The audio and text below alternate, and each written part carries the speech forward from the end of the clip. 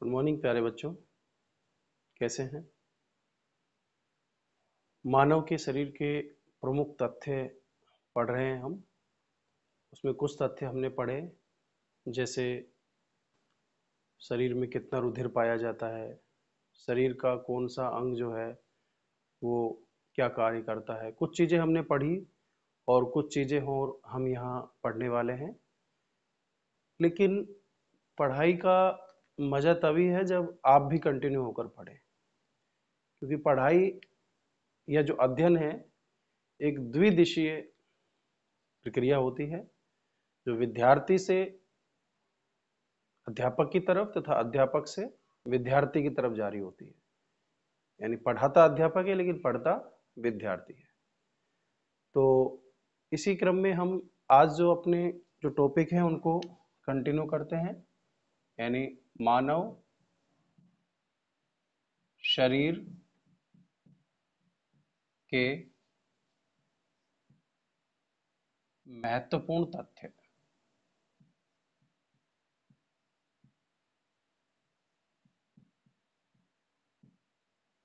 मानव शरीर के महत्वपूर्ण तथ्य। तो इसी क्रम में आज हम और कुछ तथ्यों के बारे में बात करेंगे, जैसे कि हमारे शरीर का सबसे बड़ा अंग कौन सा है,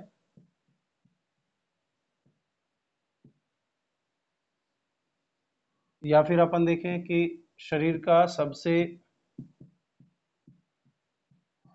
व्यस्त अंग कौन सा है।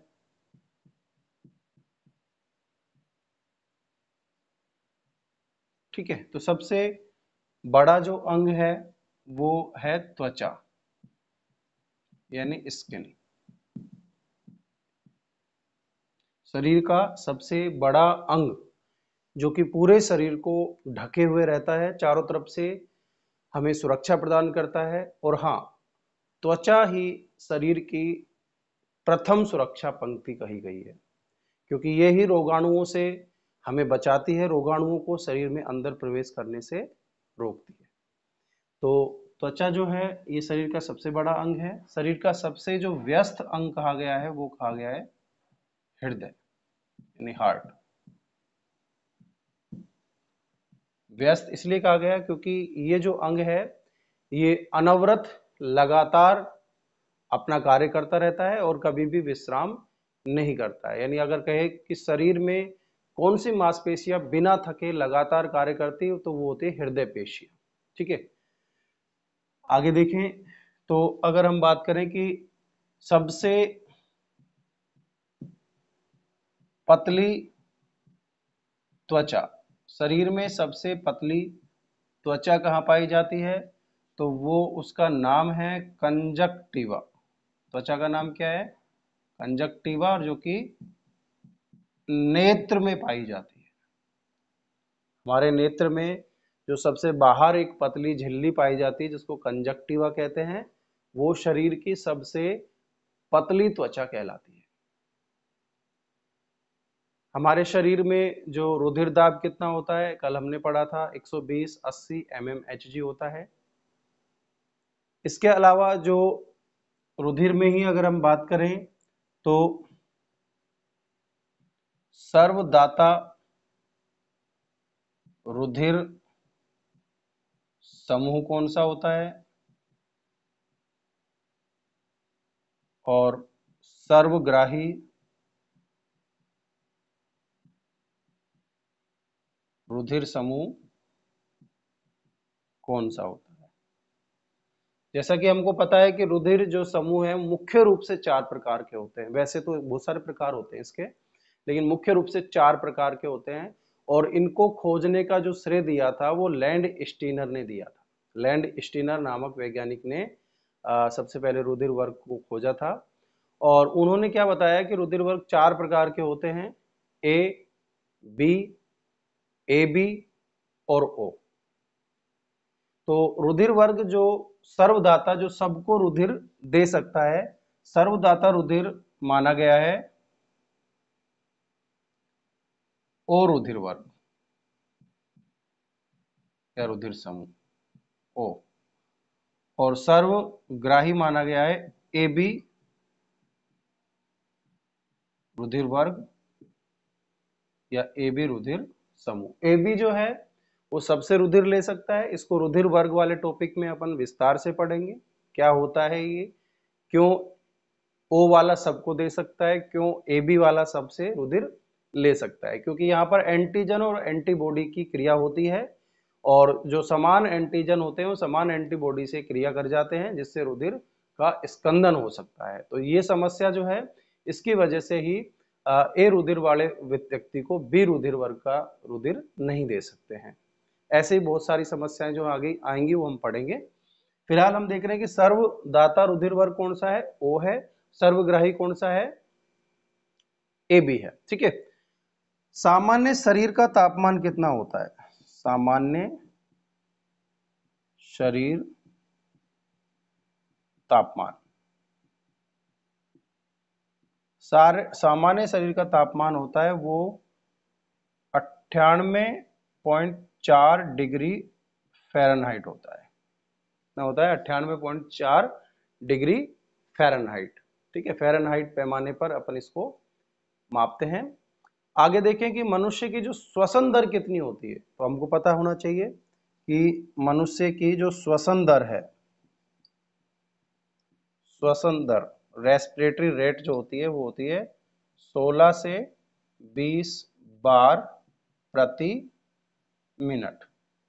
यानी 1 मिनट में हम कितनी बार सांस लेते हैं, 16 से 20 बार सांस लेते हैं। ठीक है, लेकिन अगर अपन हृदय की धड़कन की बात करें या सामान्य हृदय दर की बात करें तो वो भी अपन देखते हैं। सबसे पहले अपन ने आज देखा कि सबसे बड़ा अंग कौन सा है शरीर का, त्वचा है।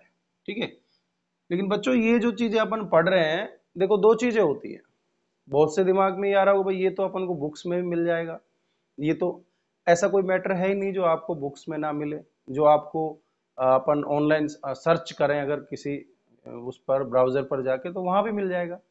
बात ये नहीं है कि ये मैटर हमें मिलेगा नहीं मिलेगा, बात इस बात से है कि ये हम याद कैसे करें। और याद करने का सबसे अच्छा जो तरीका होता है वो उसको समझाने के लिए मैं आपसे पूछना चाहूंगा, क्या कोई व्यक्ति बिना पानी में उतरे तैरना सीख सकता है? क्या बिना ड्राइविंग सीट पर बैठे ड्राइविंग सीख सकता है? क्या बिना साइकिल पर बैठे साइकिल सीख सकता है? नहीं सीख सकता ना।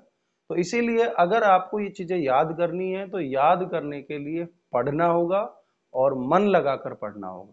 ठीक है, तो इसीलिए हम थोड़ा थोड़ा लेकर आ रहे हैं आपके लिए कि आप उन थोड़े थोड़े को उसी दिन याद कर लें और डेली हैबिट्स में इनको यूज में लें। इन वर्ड को आप अपने साथियों के साथ भी डिस्कस करें, इससे क्या है कि चीजें जो है ना वो बार बार रिपीट करने से याद होती है।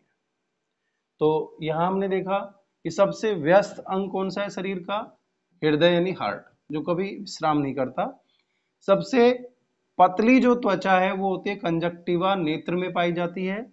सर्वदाता रुधिर समूह होता है ओ रुधिर वर्ग। सर्वग्राही रुधिर समूह ए बी वर्ग होता है रुधिर। सामान्य शरीर का तापमान 98.4 डिग्री फ़ारेनहाइट और डिग्री सेल्सियस में 37 डिग्री सेल्सियस के आसपास होता है। और श्वसन दर 16 से 20 प्रति मिनट पाई जाती है। ठीक है, अब हम बात करें कि जो मनुष्य में हृदय स्पंदन की दर कितनी होती है, तो हृदय की सामान्य हृदय स्पंदन जो दर होती है, सामान्य हृदय स्पंदन दर वो होती है 72 प्रति मिनट। यानी 1 मिनट में हमारा हृदय कितनी बार धड़कता है, लगभग 72 बार धड़कता है। इसी प्रकार अपन देखते हैं यहां से नाड़ी देख सकते हैं, नाड़ी दर भी इतनी पाई जाती है। यानी कि अगर हम बात करें कि सामान्य नाड़ी दर जो है या नाड़ी स्पंदन जो दर है वो भी कितनी मानी गई है, 72 प्रति मिनट। तो नाड़ी दर जो है वो भी कितनी है, 72 प्रति मिनट है। ठीक है, मस्तिष्क का भार कितना होता है, मनुष्य का जो मस्तिष्क होता है उसका वजन या भार जो होता है वो 1400 ग्राम होता है। कितना होता है? 1400 ग्राम। तो 1400 ग्राम मनुष्य के जो मस्तिष्क है उसका भार होता है। हमारे शरीर में परिधीय तंत्रिका तंत्र में हम देखते हैं कि दो तरह की तंत्रिकाएं पाई जाती है। एक तो वो तंत्रिकाएं जो मस्तिष्क से निकलती हैं, जिनको हम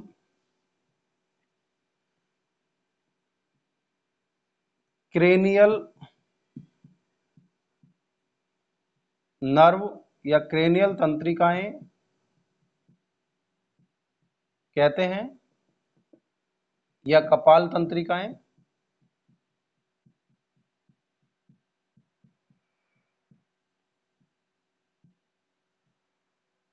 और जो मेरु रज्जु से निकलती है उनको स्पाइनल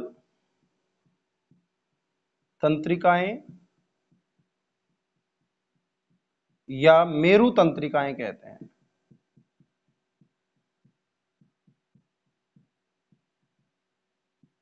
स्पाइनल या मेरु तंत्रिकाएं जो हैं वो मेरु रज्जु से निकलकर शरीर के विभिन्न भागों जैसे हाथों में, पैरों में, इनमें शरीर के विभिन्न भागों में चली जाती हैं। उसी प्रकार मेरु तंत्रिकाएं मस्तिष्क से निकलकर कानों में, आंखों में, मुख में, ये पूरे भागों में फैल जाती है।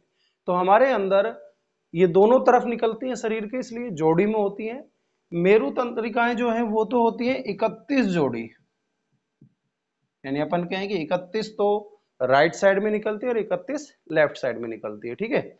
इसी प्रकार जो कपाल तंत्रिकाएं हैं उनकी संख्या होती है 12 जोड़ी, यानी कि 12 लेफ्ट साइड में और 12 राइट साइड में। तो ये मेरु तंत्रिकाएं और कपाल तंत्रिकाएं शरीर के विभिन्न भागों में पहुंचकर और संवेदनाओं को ग्रहण करती हैं और उनके प्रति प्रतिक्रिया दर्शाती है। तो इस तरह से अब हमने देखा कि सामान्य हृदय दर कितनी होती है? 72 प्रति मिनट। सामान्य नाड़ी दर 72 प्रति मिनट। मस्तिष्क का भार 1400 ग्राम। क्रेनियल तंत्रिकाएं या कपाल तंत्रिकाओं की संख्या 12 जोड़ी। स्पाइनल या मेरु तंत्रिकाएं 31 जोड़ी। तो मनुष्य के शरीर के जो महत्वपूर्ण तथ्य हैं उसमें हमने जो भी चीजें पढ़ी उनको अपनी नोटबुक में आप अच्छी तरह से उतार लें। ठीक है। और डेली प्रैक्टिस शीट की तरह इनको बार बार रिपीट करते रहें। इसका जो एक स्क्रीन शॉट या फिर मैं इसका जो नोट्स के जो पीडीएफ फाइल है वो मैं इस पर ग्रुप पर सेंड कर दूंगा, वहां से आप उसको डाउनलोड कर लें।